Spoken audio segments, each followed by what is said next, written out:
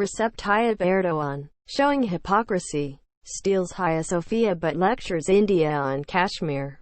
Just as it is told that Russian President Vladimir Putin secretly fashions himself after the Tsars, like Peter the Great of Ivan the Terrible, Turkish President Recep Tayyip Erdogan sees in the mirror the Caliph of the Ottoman Empire. Which is why when he ordered the majestic Hagia Sophia church to be reconverted into a mosque, it was intended to reset history to the 29th of May, 1453, when Constantinople, modern Istanbul, fell to marauding Ottoman forces of Sultan Mehmed II.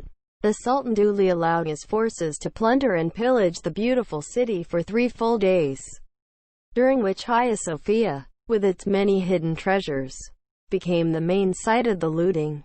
Soon after, it was converted into a mosque by adding a wooden minaret, a chandelier and a pulpit. The church stayed buried in history till Turkey's modern father Kemal Atatürk turned it into a secular museum in 1935. Not that the original Hagia Sophia church was built in the innocent wilderness. It was built where a pagan temple existed in 325 CE by Constantine I, an emperor who freshly converted to Christianity and was eager to flash his faith with stone. Just a year after building the grand church, the pious Constantine boiled his wife Fausta to death in a bath for adultery with her stepson.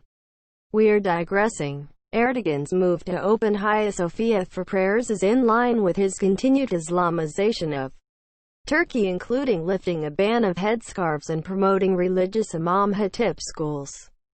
His ambition to portray himself as the neo-Ottoman Caliph has manifested in his willingness to head ragtag little Islamic coalitions with fawning nations like Pakistan and Malaysia. So, while his regime kills hundreds of rivals at home and abroad, jails the most number of journalists in the world for 3 straight years and converts a showpiece church into a mosque, Erdogan flogs irony by unleashing against India an Islamist campaign over the abrogation of Article 370 in Jammu and Kashmir and bringing the Citizenship Amendment Act.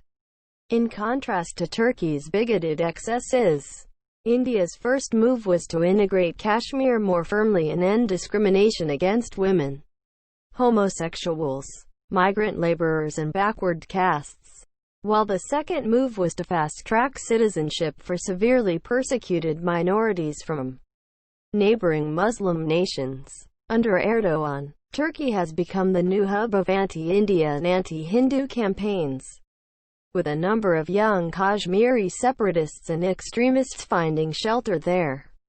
Turkey's official broadcaster TRT is now an overflowing sink of Islamist propaganda against India. After the Delhi riots, Erdogan spoke about the massacre of Muslims, without mentioning tens of Hindus killed in the violence, their shops, homes and schools set on fire. He wants to be seen as the messiah of Muslims on every issue, from Palestine to Rohingyas to Uyghurs. His audience is non-Arab Muslim audiences from Iran to Pakistan to India to Malaysia. Because Arabs don't care about the self-appointed caliph, Erdogan's purported support to Islamic State has lost him friends both the West and the Arab world.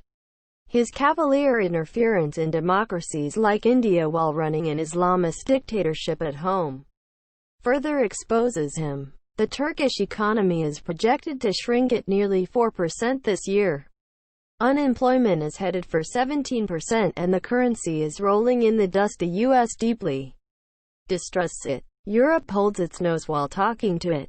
Today's Turkey is a far cry from the mighty Ottoman Empire, and its wannabe caliph is a deluded man adding to himself an imaginary flowing beard and nothing more. He should get his own sandcastle in order before throwing rocks at solidly built democracies.